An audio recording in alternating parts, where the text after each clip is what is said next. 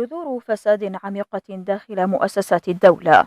السوداني يسعى جاهدا لاقتلاعها بمحاسبة المقصرين والمتسترين على ثغرات مجريات الأمور غير القانونية، حيث ابتدأ واجبه الحكومي بمتابعة سير الوزارات والكشف عن ذمم الوزراء المالية، إذ فسر المراقبون توجه رئيس الوزراء إلى هذه التفصيلة المهمة هو عزم حقيقي للنهوض بواقع البلد. نعتقد أنه كشف الذمم المالية هي خطوة بالاتجاه الصحيح، باعتبار اليوم هنالك علامات استفهام كثيرة من قبل الشعب العراقي على كل المفاصل الحكومية، ابتداء من رئيس الجمهورية وانتهاء بأعضاء مجلس النواب العراقي. لذلك نعتقد أنه هذه الذمة تكشف أمام الرأي العام العراقي، بمعنى أنه حسن نية من هذا النائب أو هذا الوزير أو رئيس الحكومة باتجاه إيضاح وضع المالي أمام الشعب العراقي.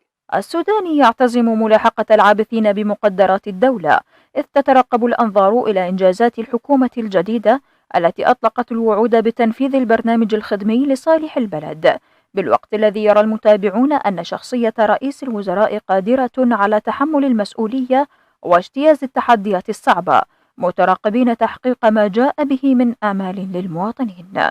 الكثير من الحكومات اللي سبقت حكومة السوداني وعدت بأنها سوف تقضي على الفساد، حاسب الفاسدين، ولكن دون جدوى. يعني كشف الذمم المالية لرئيس الوزراء وحكومته هي تعتبر بادرة خير.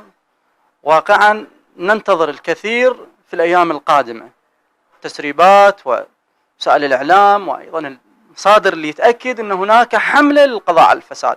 تحت مجهر الشعب والفرقاء السياسيين، السوداني يتابع مهامه بخطوات متتابعة وفق توقيتات زمنية معينة وقصيرة، ليضع على طاولة التنفيذ ما قدم من وعود في برنامجه الحكومي. ملف محاربة الفساد تحديا كبيرا أمام حكومة السوداني، والكشف عن الذمم المالية للوزراء خطوة لتحويله من الشعارات إلى التنفيذ. نهى الشمري، الأيام الفضائية.